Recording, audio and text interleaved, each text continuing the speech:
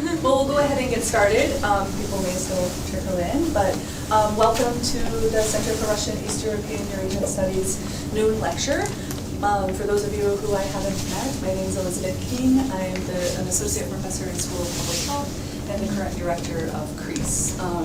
Before we turn to today's event, I also just want to make a couple of announcements of two of our upcoming events that we still have this semester. Next Wednesday, April 3rd, from 5:30, starting at 5:30, up on the 10th floor, we'll be joined by Elena Kostuchenko, a Russian independent journalist and writer, who will be doing a book talk and conversation around her new book, I Love Russia, reporting from a lost country. And then on Wednesday, April 10th, we'll return to our noon time. Here in this room, we'll be joined by Dr. Helena Goldberg from Indiana University, Bloomington, for her talk, Not Warsaw, Jews and Culture in the City of Polish Lands. So I invite you all to also attend that. If you're not already on our listserv, there's a sign-up sheet at the entranceway that you could, now it's the exit way, but after the talk, sign up for that to get on our mailing list as well. And today I have the great pleasure of introducing you all to Dr. Kasinova, who's here for her talk on Atomic Steppe, how Kazakhstan gave up the bomb. I'd like to first thank our co-sponsors, the International Policy Center and Nuclear Engineering and Radiological Sciences, for helping us to promote this event to reach our interdisciplinary audience. And Dr. Kasinova is a Washington, D.C.-based senior fellow at the Center for Policy Research at University at Albany, and a non-resident fellow in the Nuclear Policy Program at the Carnegie Endowment for International Peace. She's an expert on nuclear politics, WMD non-proliferation, and financial crime prevention. She currently works on issues related to proliferation financing controls, exploring ways to minimize access of proliferators to the global financial system. Kasinova holds a PhD in politics from the University of Leeds, and from 2011 to 2015, she served on the UN Secretary General's Advisory Board on Disarmament Matters. She's here today to talk about her award-winning, relatively new book that was published by Stanford University of Press in 2022, Atomic Steppe, How Kazakhstan Gave Up the Bomb, which won the 2023 Marshall Schulman Book Prize at the Association for Slavic, East European, and Eurasian Studies. So please help me in welcoming Dr.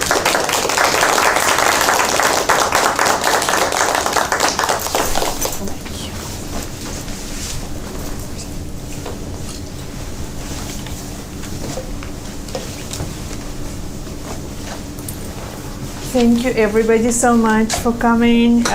It's a real pleasure and honor to be here.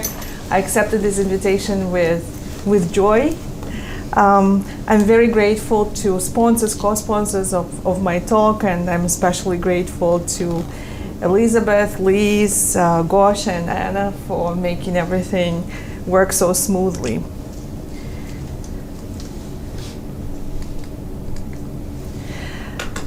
So my book, Atomic Steppe, How Kazakhstan Gave Up the Bomb, was published on February 15th, 2022, so only 9 days before Russia's war on Ukraine, and maybe during Q&A we can talk a little bit about all of that and how it influenced the discussions that I had back in Kazakhstan when I was launching the Kazakh version of the book, which you see on the right side. On a personal note, I just want to give you some background on the covers. So the English language cover uses the photo that I took of the Kazakh steppe. That was one of my last trips before the publication of the book, and it's actually the area right next to the former nuclear testing site in Kazakhstan. For the Kazakh cover, I really wanted to have something that wasn't all dark, and so a young Kazakh female artist, she worked on the cover, and we integrated the image of of a woman, a mother, and a child, because actually women and children are the ones most susceptible to ionizing radiation. For those of you who know Central Asia, you know the significance of Shanerak, this opening at the top of the yurt that allows light and air to come in. And I hope that overall my book, while it's obviously focused on very difficult, tragic parts of Kazakh history, that it also conveys the story of resilience and hope, and that's I hope that's how you will also absorb my talk today. Kazakhs in general feel very strong affinity to their land. I think it partly stems from the fact that in the past Kazakhs depended so much on the land, on the nature for, because of livestock and because they lived so close to nature. But the Semipalatinsk region, where the Soviets decided to build a nuclear testing site, it holds a very special place in terms of cultural, historic significance for Kazakhs. For some reason, it's the place that produced Kazakhstan's most famous writers, philosophers, educators. It was also the site of a short-lived Kazakh autonomy called Alash Arda. And so if you are from Kazakhstan, and I was born from Kazakhstan, that's my native country, you have this very special view of that region, even if you were not born specifically in that region. But if you start reading the Soviet period documents of how they were choosing that particular site, the discrepancy is so telling and so powerful, not in a good way. So they would describe it as harsh, barren steppe, nothing of value, no people, even though that was not true. There were rural settlements right on the territory where they would start testing nuclear weapons, but also in the immediate vicinity as well. There were numerous villages and settlements. And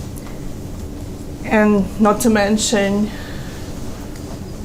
a major city of Semipalatinsk. It's about, in miles, it's about maybe 70, 80 miles. And that's definitely the distance that is not enough in terms of what later on started happening at the site, and with all the radiation that was happening, especially during the period of atmospheric nuclear tests. The tests began in 1949, and they continued for 40 years with complete disregard for the local population. They were also conducted in complete secrecy, and there was full control of the narrative surrounding the program. I probably should have warned you before showing the slide. For my public talks, I choose the least graphic images, so you can imagine what the graphic images would look like. So in this photo, for example, here you might think you're looking at a child, but it's actually a young woman. I think she was around 16 when the photo was taken, but she stopped growing. The other person was born this way. His name was Berik. His entire life, he had to rely on the care of his mother. He passed away, I think, when he was in his 50s. But these are just two stories out of thousands and thousands and thousands. And as I've mentioned, these are not the most graphic images that are available. The health impact,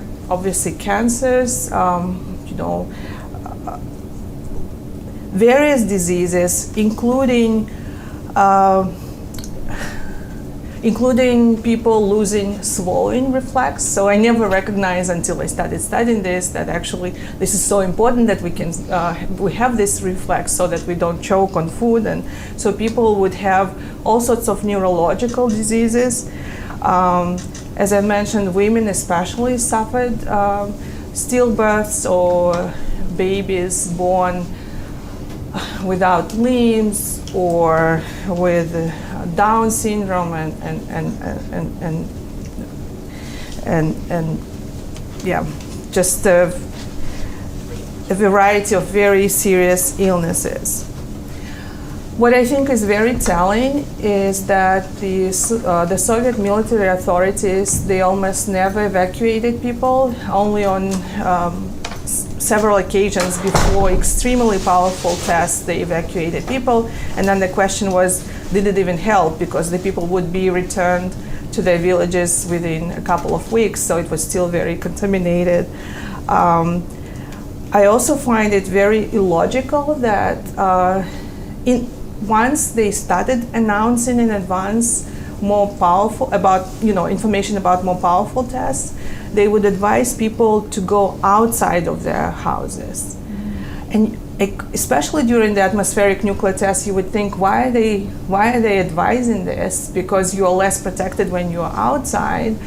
And I'm not saying it's a fact, but my assumption is that it's in order to minimize more visible injuries, because during more powerful explosions, glass could fall, and there was impact on the structures, and so, and radiation is more invisible, right? So you would minimize more visible injuries from falling glass, for example, by asking people to be outside, but you were exposing them more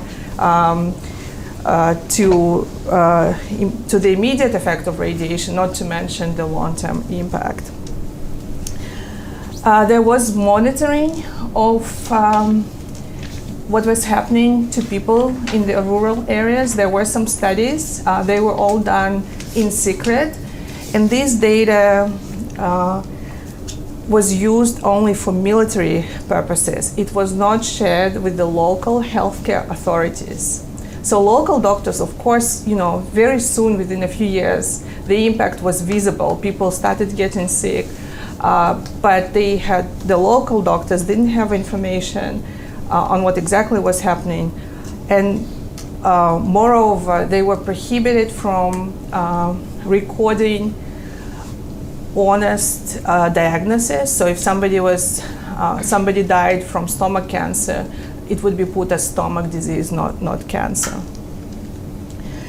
Meanwhile, the data was used the data that was collected by authorities controlled by the Soviet military was used for planning purposes in order to understand what would happen to the enemy's troops or what would happen to your own troops and population when nuclear weapons, in the case of a nuclear war.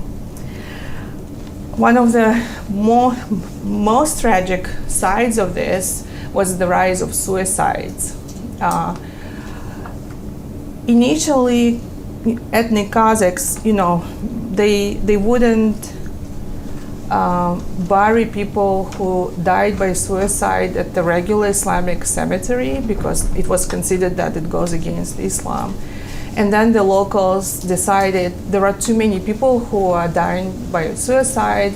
We'll call it polygon disease. So they used the polygon is how the site was referred in Russian. So they started calling it polygon disease, and they started burying these people together with everybody else at the regular cemeteries. And I've been to the settlements next to the former testing site on numerous occasions, and I would say there is not a single family that wasn't affected directly by the test. So it would be either, health, deaths, cancer, or suicides. And I just want to share a story that especially was so heartbreaking, and I think is also just shows the magnitude and of the tragedy, but also how people learn to live with it.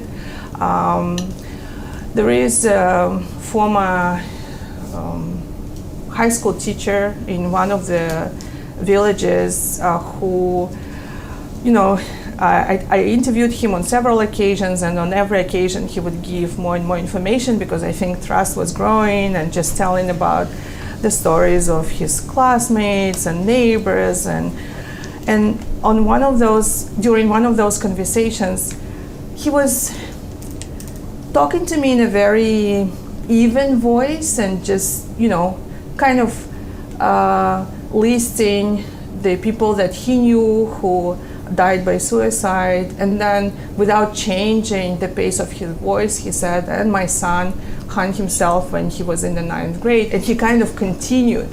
And that was a very powerful experience in terms of just and I thought to myself, this is even more piercing than if somebody was screaming about that. But with this story, I just want to show how widespread the impact of the tragedy was and continues to be. And of course, as a Kazakh, what was especially disturbing to me when I was working with the archival documents and documentary evidence from the time is this is the tone that was used, and there was this attitude that somehow local people were inferior, that they had poor hygiene, and that all their health problems were because they were living in such poor conditions, and hygiene was poor, and there was lack of vitamin C, of other vitamins. And granted, of course, and there are people who work on health issues here, definitely there was lack of vitamins, but that lack was throughout throughout Kazakhstan. And how would you explain the fact that people in this region were especially sick compared to other areas? And so for a long time, it felt as though nothing could be changed. There were several attempts by local governors, local semi-political governors, to attract attention to this issue more in terms of asking for help from the central government. Nothing worked, and as I said, everything was so controlled and protected that maybe it could have felt that it was hopeless, but as it happens, in history, that several factors at the macro level and on the ground, they combined, and that provided an opening to what I would explain next. So what was happening by the late 80s in the Soviet Union? So at the level of the Soviet Union, Mikhail Gorbachev came to power in the mid-80s. He was different than the previous leaders.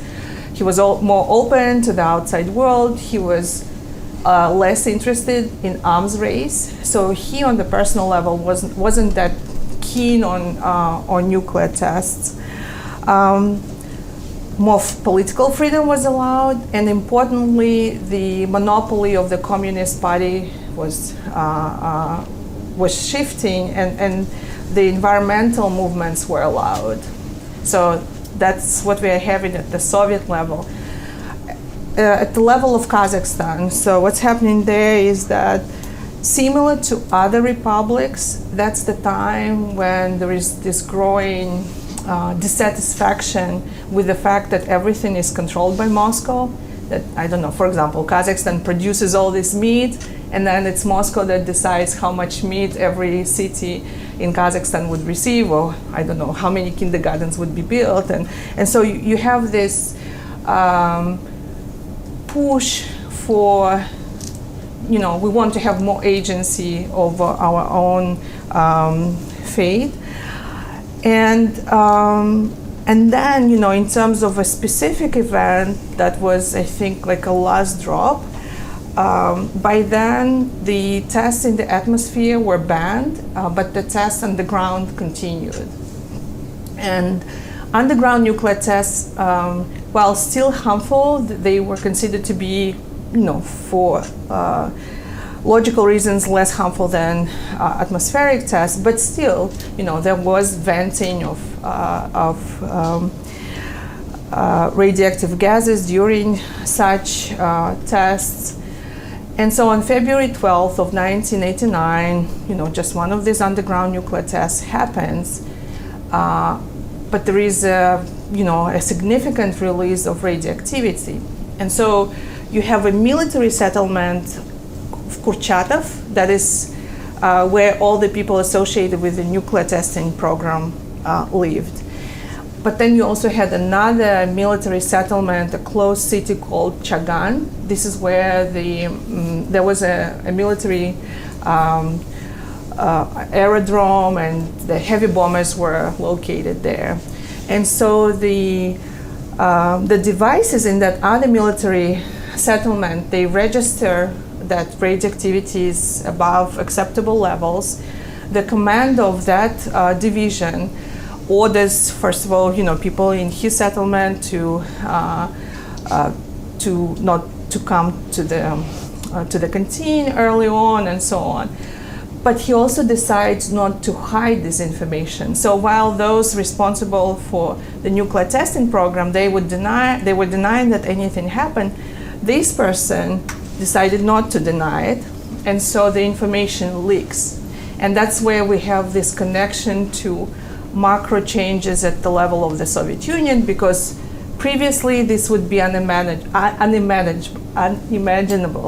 that a military commander would disclose this information. But in this case, when the local governor, Kishvin Bostaev, asked for confirmation, was there anything to worry about, he confirmed that yes, our devices registered higher levels of radiation present. The same information becomes available to a famous Kazakh writer and poet, Olja Suleimanov, who at the time was also the member of the equivalent of the Soviet parliament.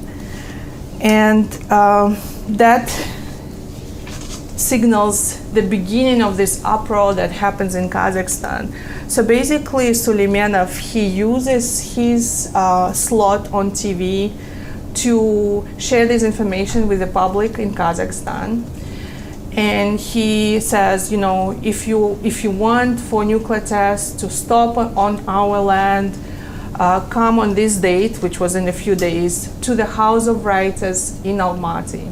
All these people showed up, and they decide, Suleimanov, when I interviewed him, he said that he wasn't thinking about a formal movement on the day, but when, the first rally happened on the spur of the moment, that, there was so much emotion present that he decided that maybe they should do a formal national movement.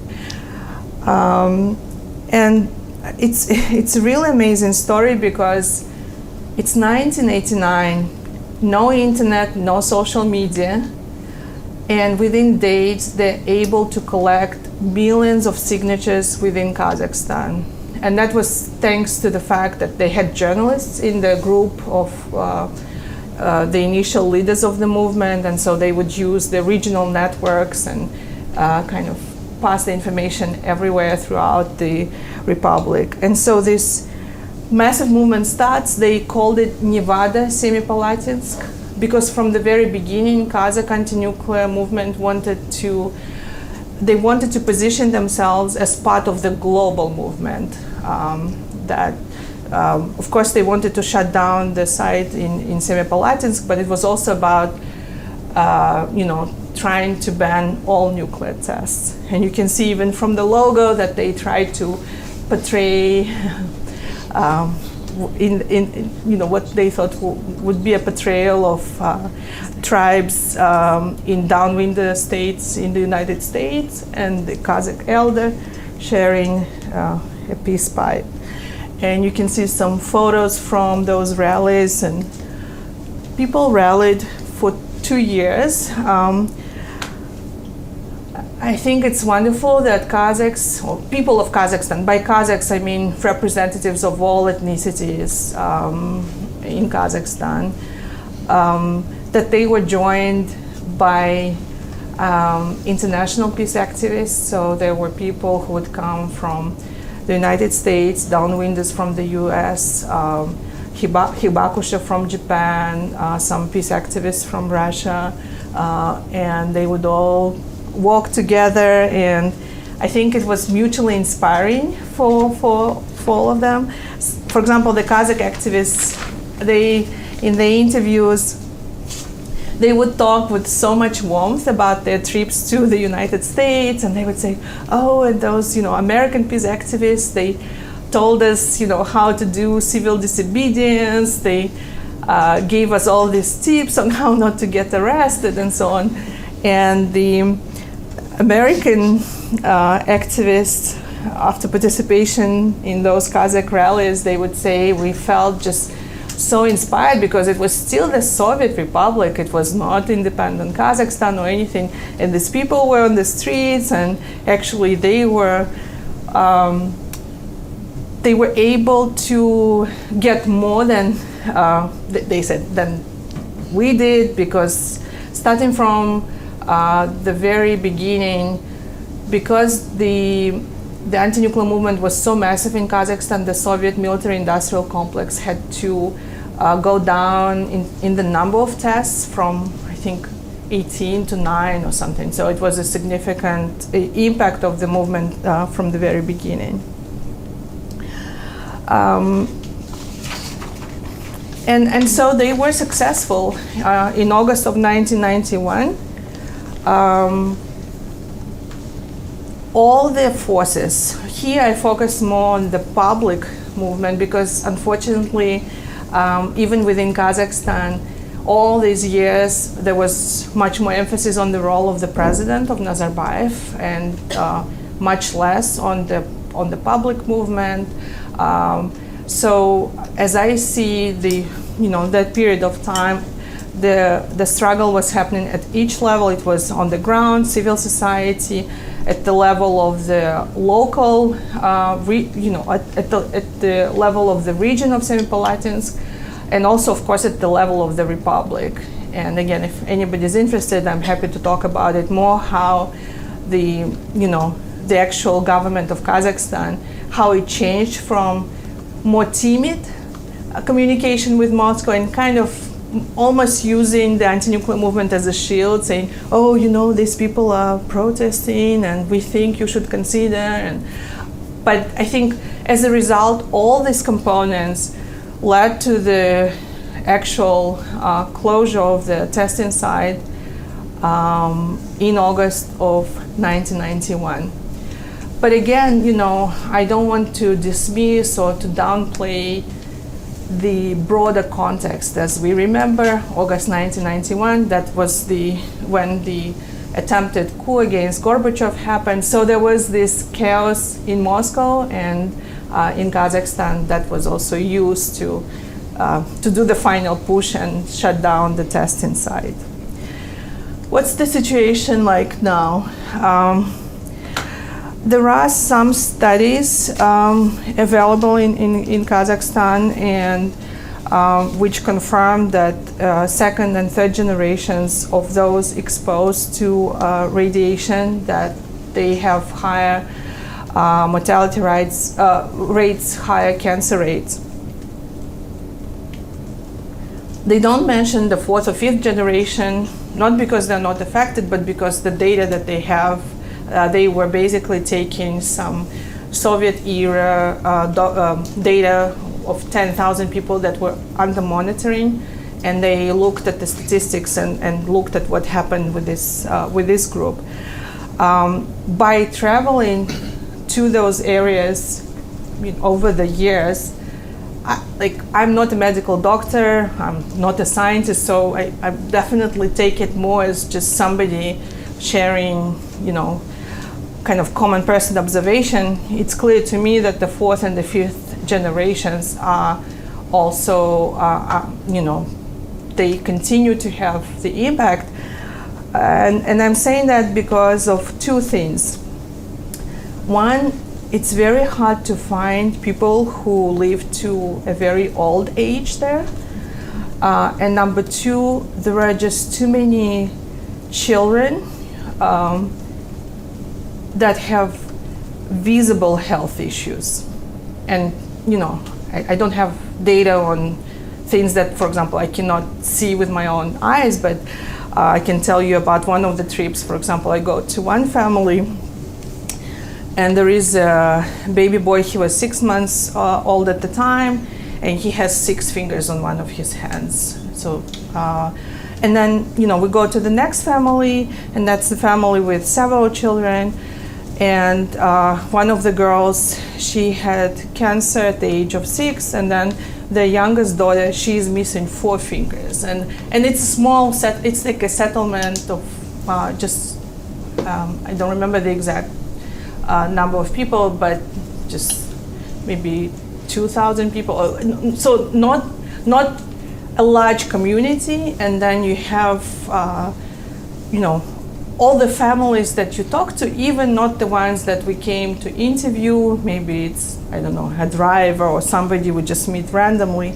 Every single family has some story to tell, and usually it would be multi-generational, that they would say, my parents died from this, I suffer from this, my grandkids have these issues.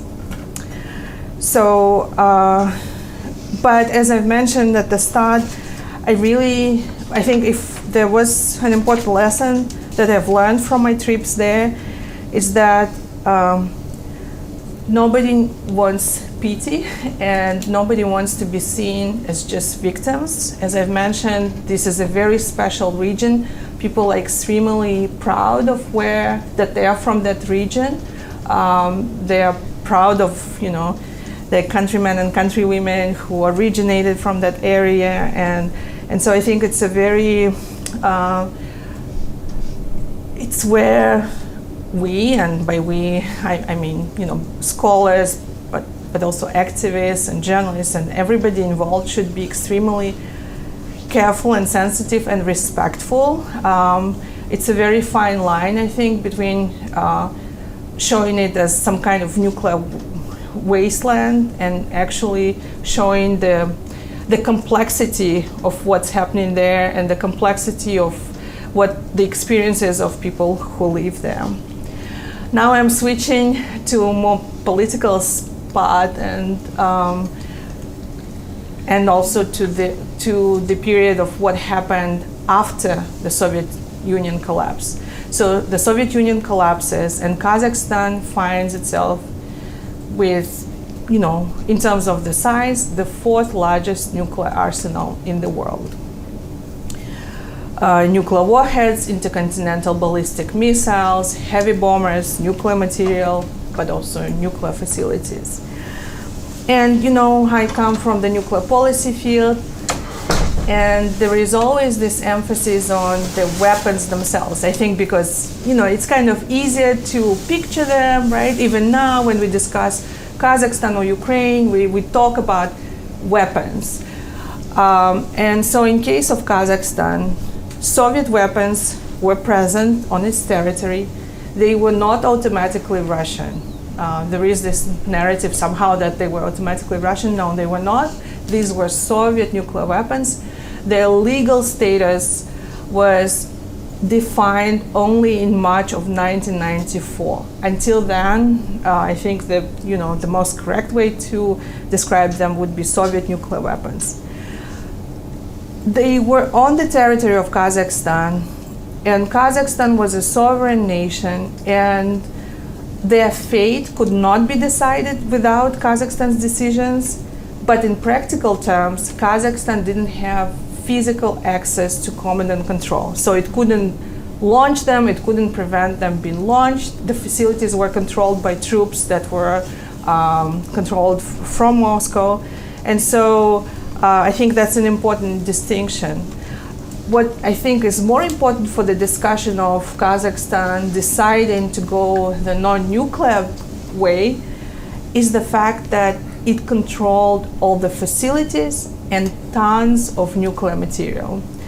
In the technological process of producing nuclear weapons, the production or acquiring of nuclear material is the most technologically challenging part. So if you somehow have nuclear material, it's not, you are 2/3 there on the way to a nuclear device.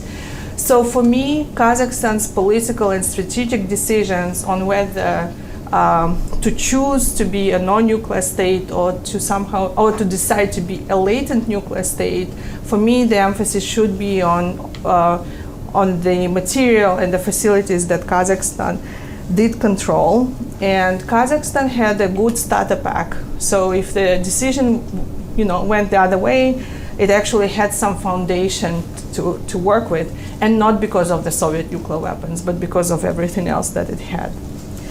So why then Kazakhstan decided not to move towards a nuclear path? Obviously, Kazakhstan did feel vulnerable in terms of its security. And again, the common narrative in our field is that that countries choose to have nuclear weapons because they feel insecure, and that nuclear weapons somehow give more security. So Kazakhstan did feel insecure, primarily because of its immediate neighbors, Russia and China. So in Russia, at the time, already the nationalist politicians and movements were already very vocal. They would say, oh, these parts in the north of Kazakhstan, they shouldn't belong to Kazakhstan, they should belong to Russia. Years later, we see that actually you should take the words seriously. With China, Kazakhstan inherited some border disputes from the Soviet period. Thankfully, with time, they were resolved. But so Kazakhstan, no army, no money, no proper institutions, economy is in crisis, and then you have two nuclear powers right next door, and with both you might have potential issues. But Kazakhstan's leadership realized that actually if to push towards a nuclear path, that would be more detrimental to security, sovereignty, and statehood.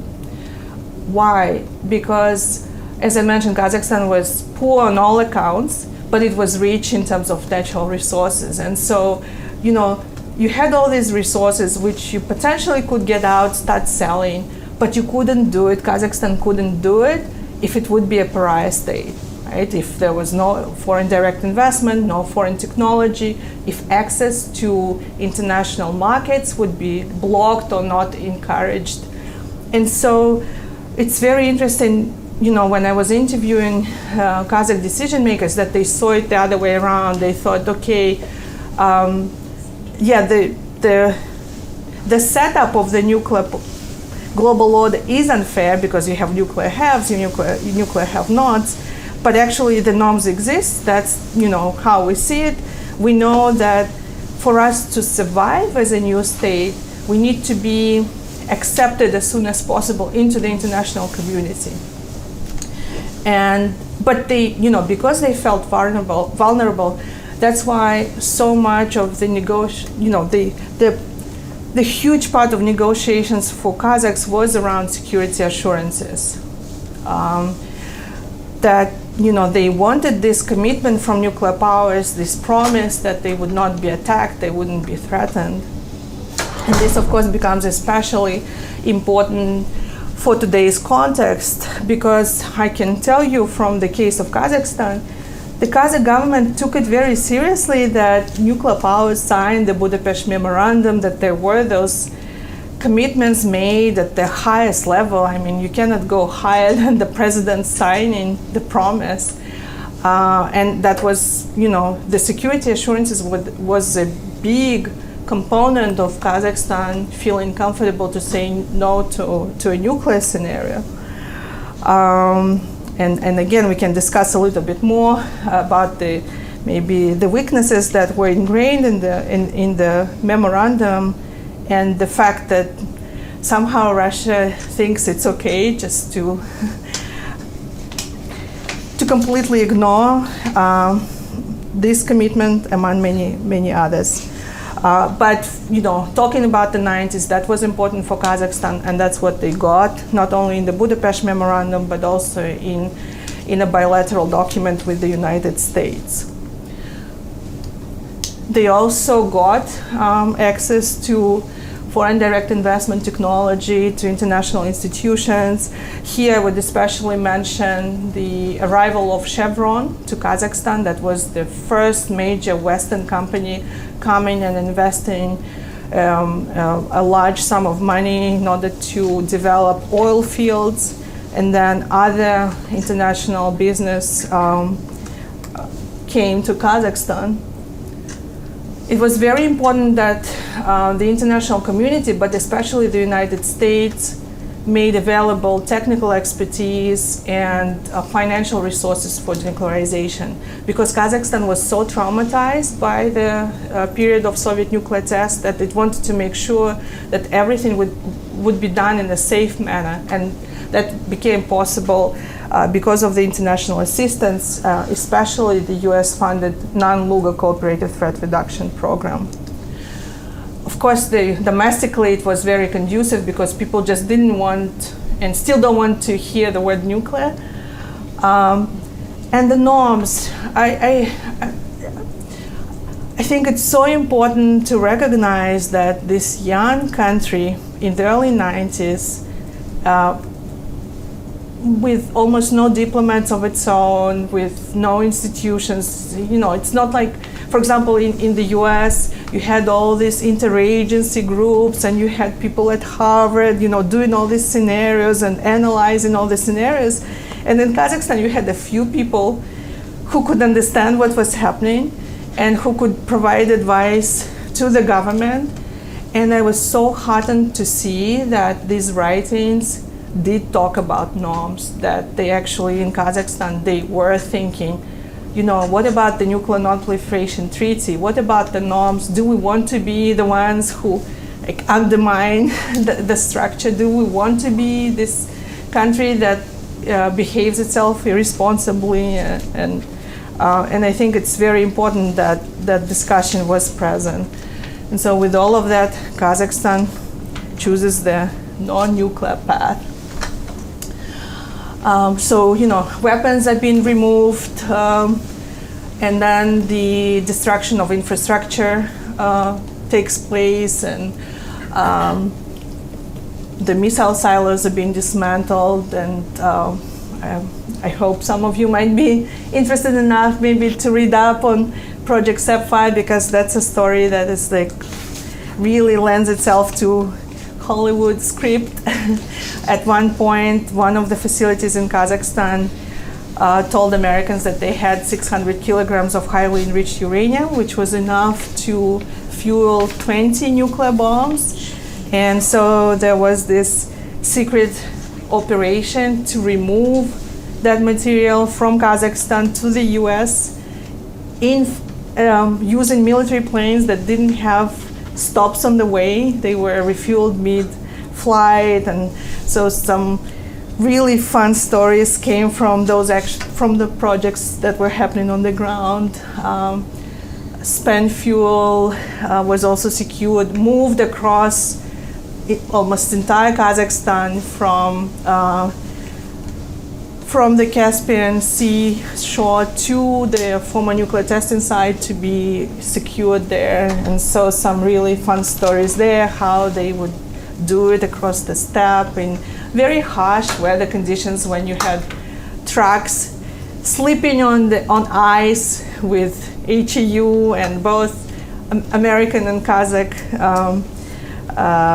project managers thinking, the American one was thinking, how would I report to DC that a truck with HU just fell into Irtysh River, and similarly for those on the Kazakh side, they were also worried, what could happen.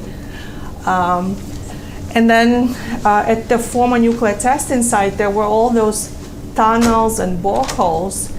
And what became clear with time was that there was nuclear material that was left in some of those structures, containers, from all those experiments that the Soviet military was conducting at the nuclear testing site.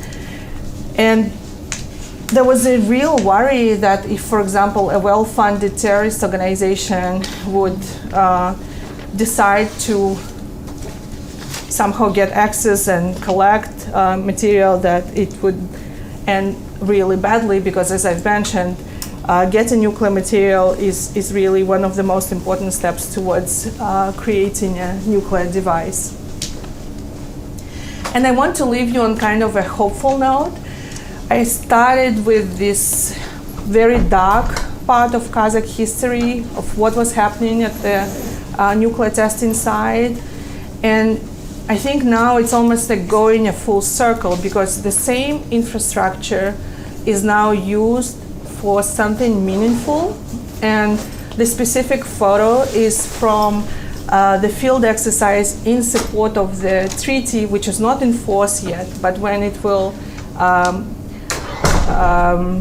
enter into force, this treaty bans all nuclear tests everywhere in the world. So I just hope that this is the kind of story that is multi-layered, multi-dimensional. And that if it were up to me, I would never want for Kazakhstan to go through this part of its history. But I think now that we are in the situation that we're in, and that the infrastructure is present, at least there is something useful that is coming out of it now, because the Kazakh government is trying to use it for science and for all the disarmament and non-proliferation initiatives. Thank you. I know some of you have to run to your next class, but for those who are staying, I'm happy to answer any questions.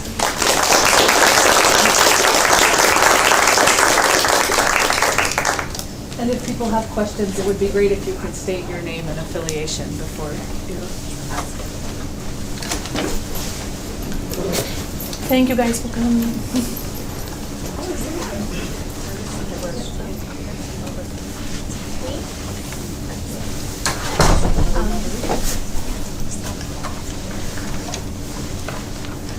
You go ahead. Thank you.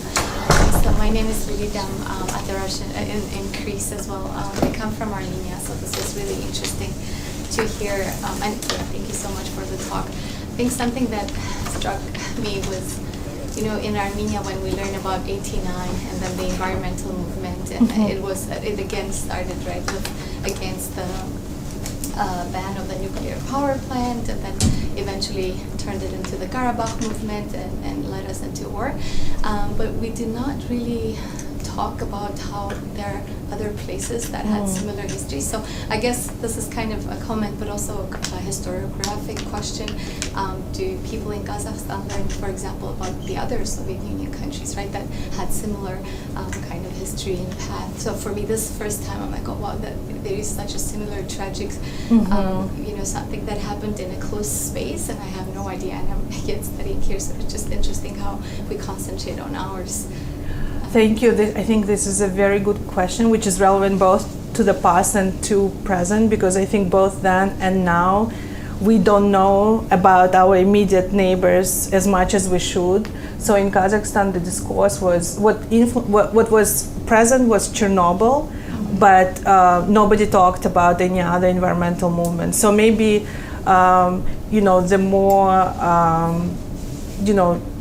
the activists who were maybe there were a few who knew and who had colleagues and communicated, but in Kazakhstan, everything that I've read or when I talked to, they would bring up the American peace activists who were protesting against Nevada test site, but not talk about what was happening in other republics except for the Chernobyl accident.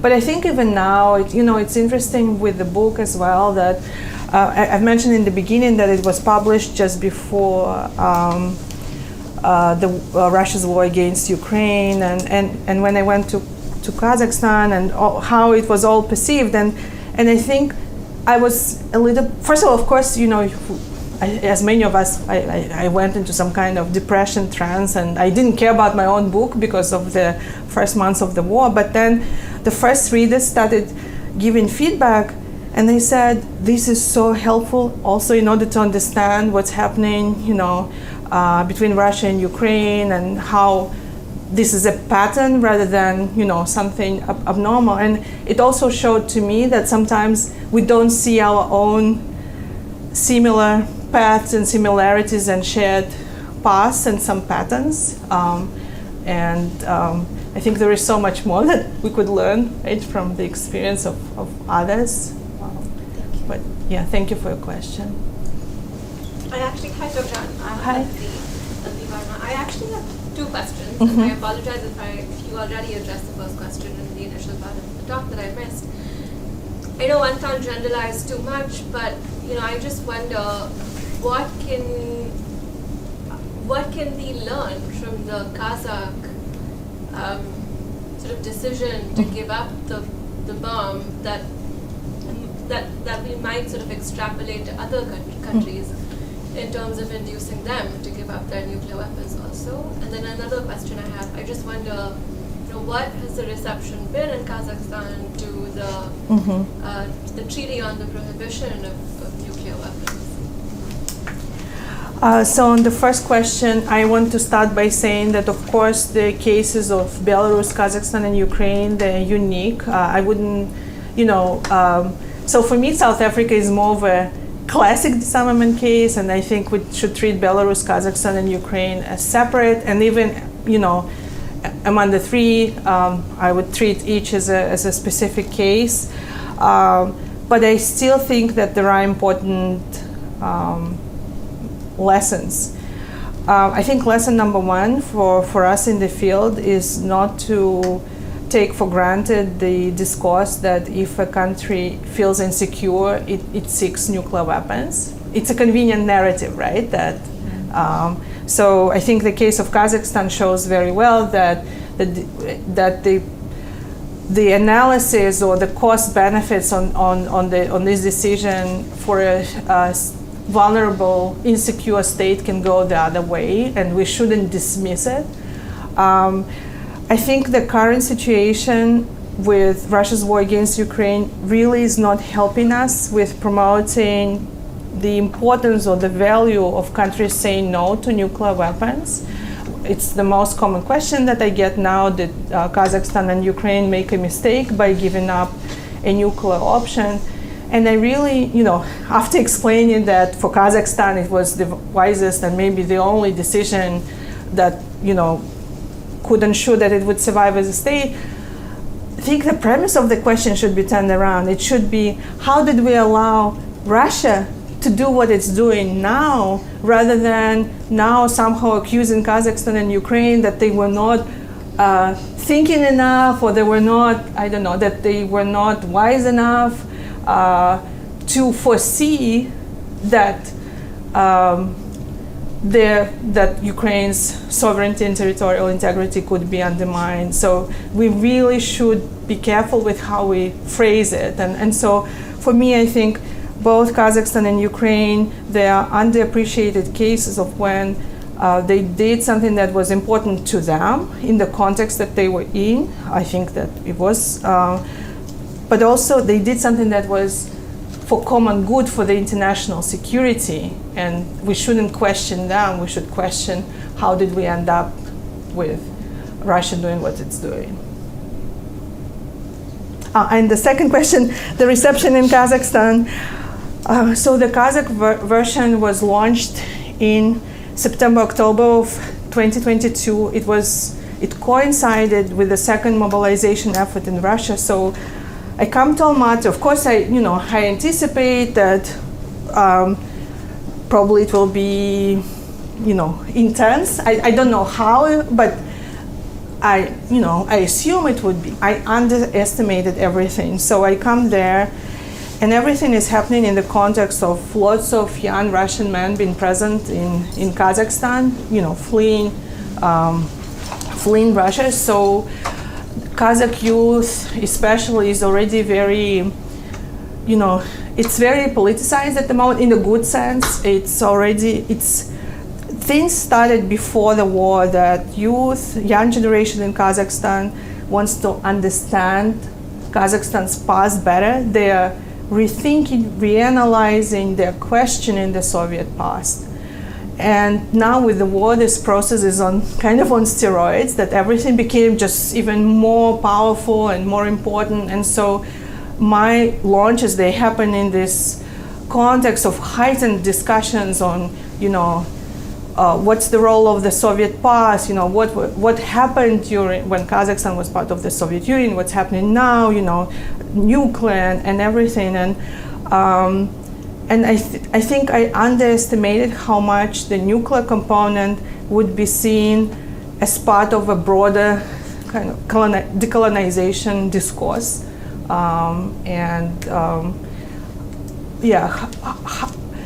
That it would be seen as an integral part of Kazakhstan's Soviet past, but also the reawakening of national identity, because Kazakhstan kind of didn't have agency in what was happening to it on the nuclear side, and then gradually it was reclaiming agency by shutting down the nuclear testing site, and then now with all the policies that are, very clearly pro-disarmament, which doesn't align, for example, with Russia's policy. So on TPNW, for those in the audience who don't know, it's the Treaty on the Prohibition of Nuclear Weapons.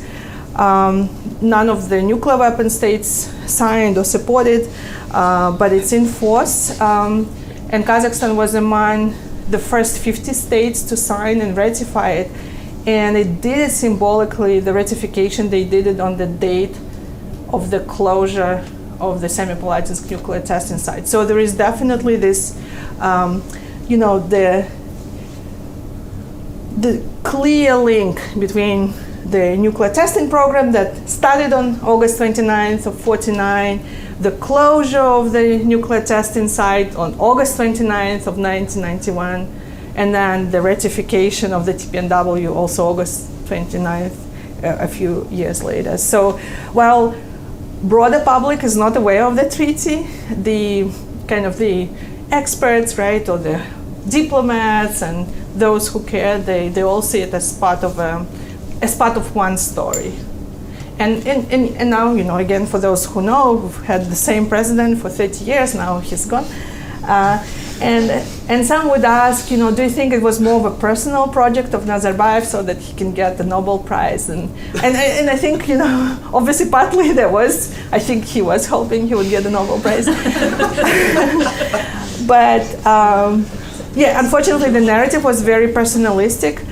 But I do think it's broader than that, because he's gone, and I know how I feel. I know how young people who were born, after the Soviet Union collapse feel, and so I do think it's kind of part of the national identity now, which even has impact now on the perception of peaceful nuclear energy that we can maybe discuss separately. But yes, so. I wouldn't say that if you go and talk to somebody in the coffee shop, they would know anything about the TPNW, but in general, I think if you ask people, are you against nuclear weapons, they would say, yes, we are.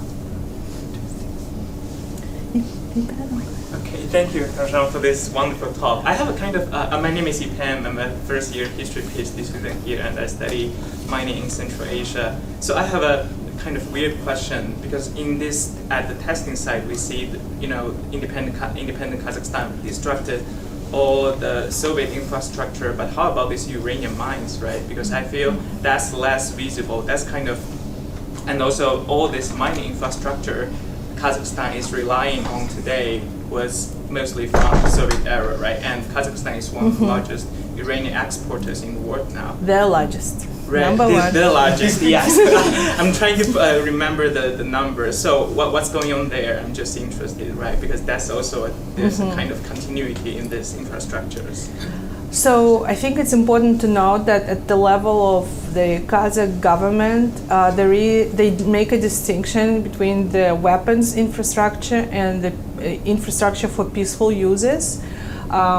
So from the very start, they said that we want to save anything that can help with nuclear industry or with science. That's why, for example, the former nuclear testing site, what was useful for weapons testing has been destroyed, but the site itself is there, and there is the National Nuclear Center operating there. There are a couple of research reactors, and so similar with uranium mines. It's not that Kazakhstan said no to everything nuclear at the government level. There is this on the opposite, there is this policy of we want to be one of the leaders on the international commercial nuclear market. They're trying to advance the nuclear fuel cycle so that it's not only export of uranium but export of value-added products.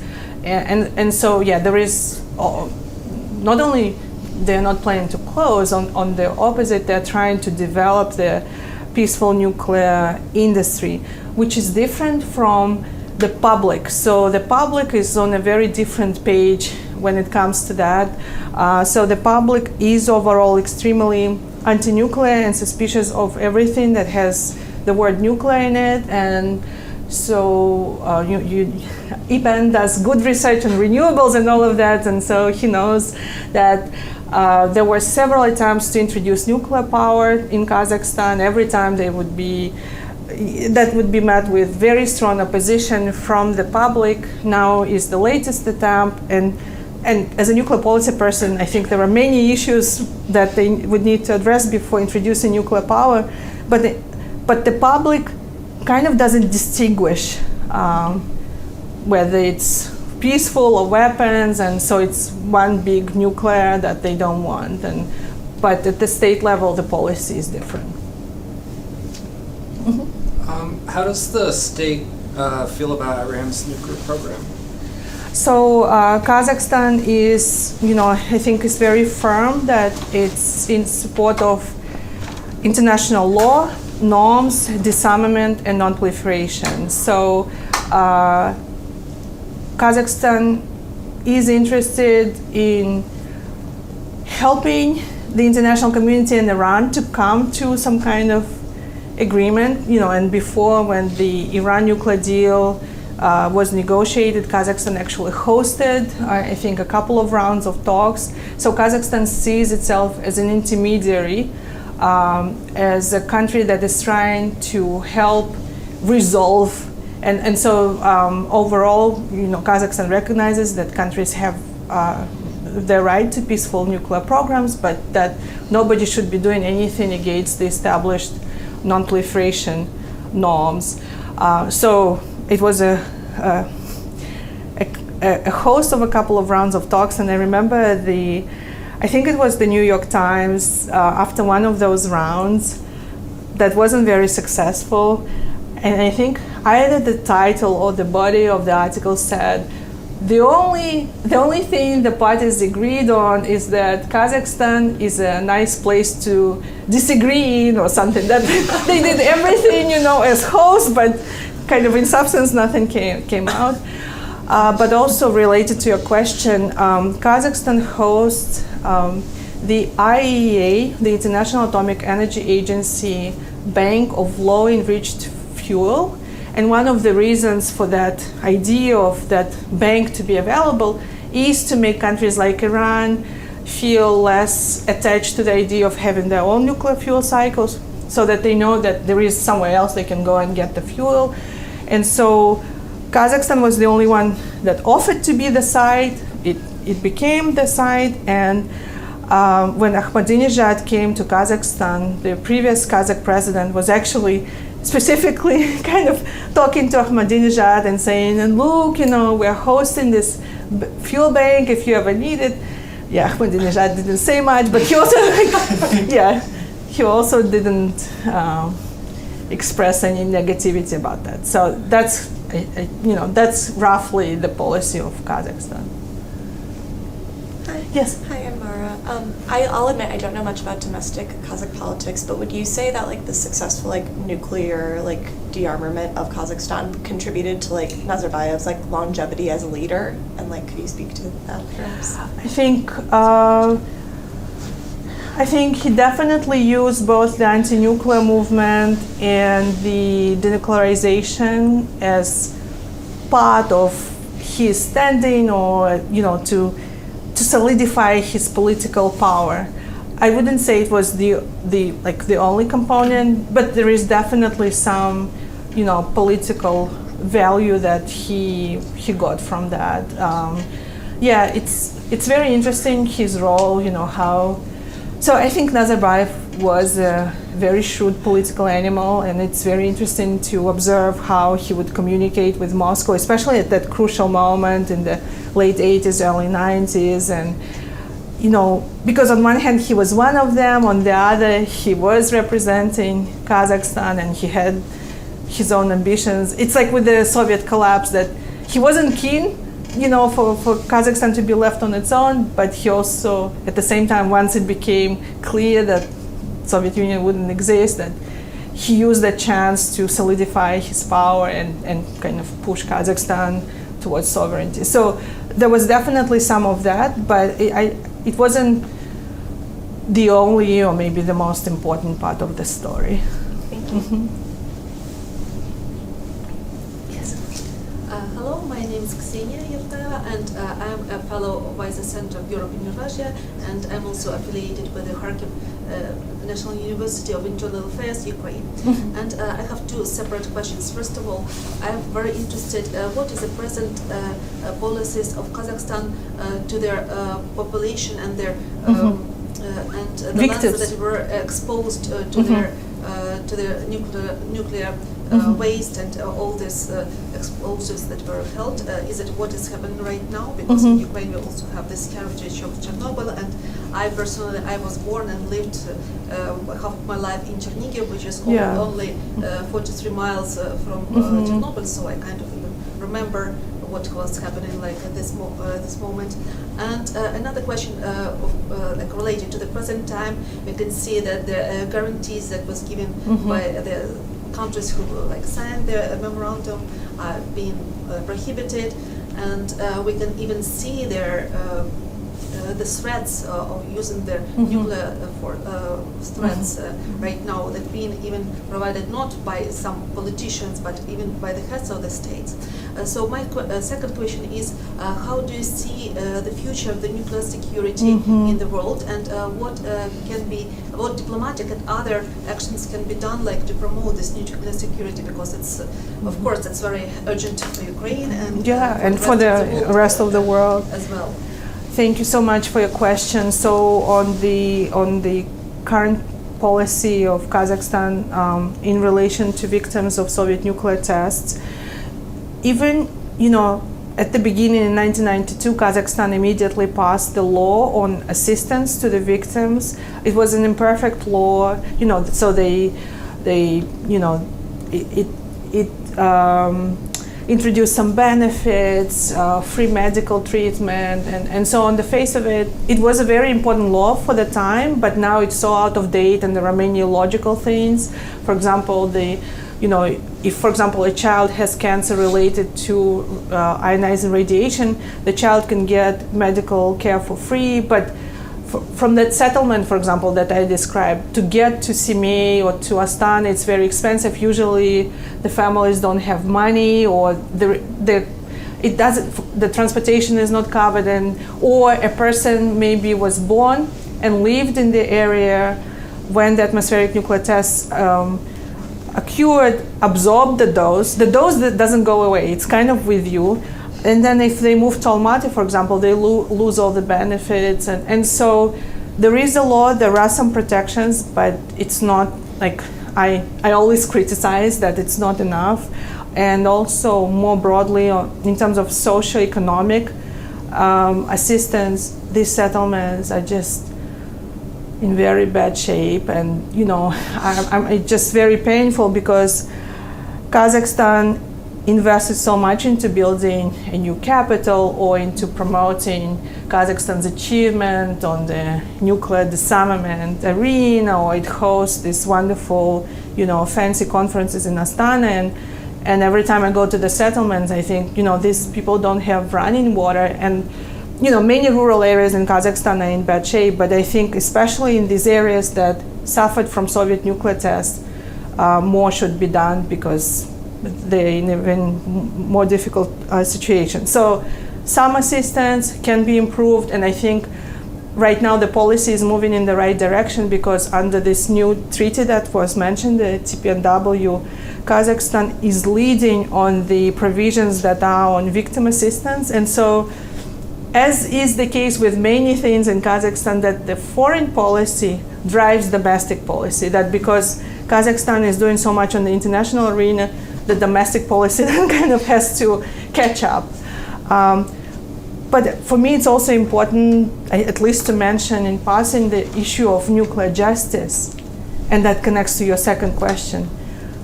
Who did it, right? Russians would say it's the Soviet Union, it's not us. So basically, Russian legislation covers only Russian citizens, nothing, for the people who are citizens of other countries. But who has the weapons? Who is using them for nuclear blackmail now? Who is using them as a factor that, for example, the Western countries are much slower with giving assistance because obviously for legitimate reasons they're worried that the nuclear power is threatening, and so the question I think is very simple. Who is benefiting from the weapons that were tested in Kazakhstan? To me, the answer is clear. Can we expect anything from that actor? Unfortunately, I don't think so, but at least, we should talk about it, right? Or we should point to the fact. And that leads me to your second question. I think it's extremely detrimental to the global nuclear order that Russia is making these threats, that they're introducing the possibility of nuclear use. You remember how already in February or March of 2022, when in response to sanctions, Putin started hinting, right, saying high alert, and that's extremely detrimental because they were opening the types of scenarios in which nuclear use is possible. This discourse made partners of Ukraine be shy, right, in terms of the assistance at the expense of people actually dying.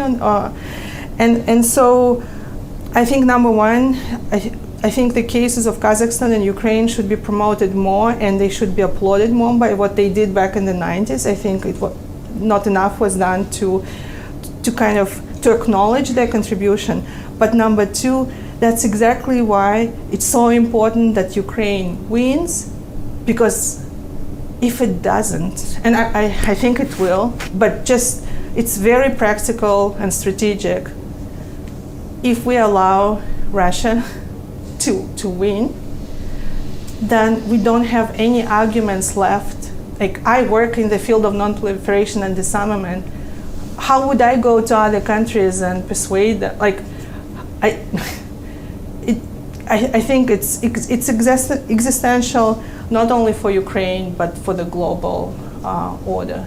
And so, I feel very strongly about it. It's actually a critical issue for our nuclear field and beyond.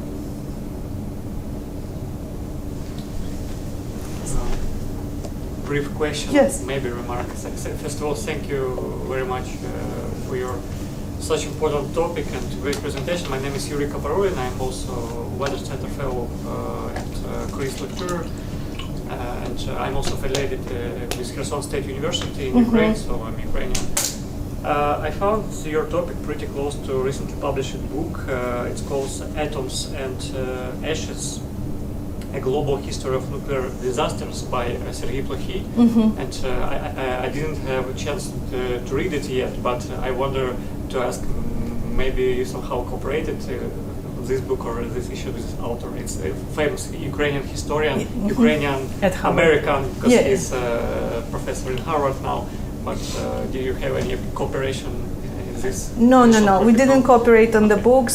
We exchanged some emails sometime in the past, but just in general, I think when I was just thinking about publishing, so it was more, it was a conversation about publishers, not about the substance. But I want to use this chance to highly recommend the book by a Ukrainian scholar, Mariana Budjerin, called Inheriting the Bomb. It was released last year, and it's like a sister book to mine, specifically on Ukraine's nuclear history. It's extremely well researched, published by Johns Hopkins University. I highly recommend it. And I think for these stories, it's important that it's the voices, that the Ukrainian story is told by a Ukrainian. Not to say that others shouldn't, but just I think we need these voices that, especially in our field, that, in the nuclear field, it's both. I think it reflects the order also a little bit, that these, big guys countries, the nuclear powers, they tell the story, and everybody else is more of a subject. So, I'm grateful for the privilege that I could tell the story of Kazakhstan, and that's why I also highly recommend Mariana's book, because it's how it's viewed from within Ukraine. Yes. Yes, so my name is Arthur. I'm a first-year PhD student in the Slavic Languages and Literatures Department. Thank you for this presentation. I'm ashamed to say I knew nothing about this history, so thank you for illuminating me to it. I guess I want to learn more. Certainly, aside from your book, which I will certainly read, what is the extent of kind of memorialization of these events? And you mentioned in your introduction that these are, there are thousands of stories like this. So I'm wondering, are they accumulated somewhere? Actual testimonies, or is most of the evidence of these atrocities more just in the humans themselves? Thank you. So I would say there is not enough memorialization yet. I think there was a political component to that. As I've mentioned, there was just too much of, president focused, president decided, president did this, president did that, and less on the actual stories of the people. I think we're now starting to hear more. For example, I'm just, you never know what will come out of a book being published. I worked on mine for 15 years. I didn't know what would come after. And I think one of the best things for me as an author that came out was that several young Kazakhs who worked on the Kazakh version of the book, they now established an initiative called Kazakh Youth for Nuclear Justice, and because they're in their 20s, and they're so active and eloquent, multilingual, and they realize this is still an untold story. So even within Kazakhstan, I think we're only starting to, not only about nuclear history, but just in general about tragic parts of the Soviet period. Somehow Kazakhs are usually not very keen on, discussing collectivization or famine, and I think this is part of this, broader process of looking back into your painful past in order to process it and move further along. There are several books that are more documentary, witness interviews that I used, for example, as well. We now, and one of my colleagues who is the head of an NGO in Kazakhstan, he started bringing survivors of nuclear tests to the UN to give them a chance to speak. And so I feel we are only at the start of this process. There is a monument in Simi, and we gradually start talking internally about that, but I feel we are only at the start of this journey. Yes, so hopefully. So when you said, you didn't know much about it, I would say that many people within Kazakhstan, they would know there were tests, but maybe they wouldn't realize that the legacy still continues. Thank you again for all the wonderful questions. Thank you so much.